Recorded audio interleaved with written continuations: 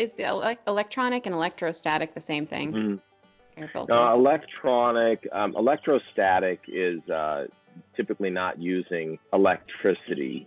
Electrostatic is where it actually, the airflow blowing through the media actually creates an electrostatic charge on the media just from the airflow passing through it.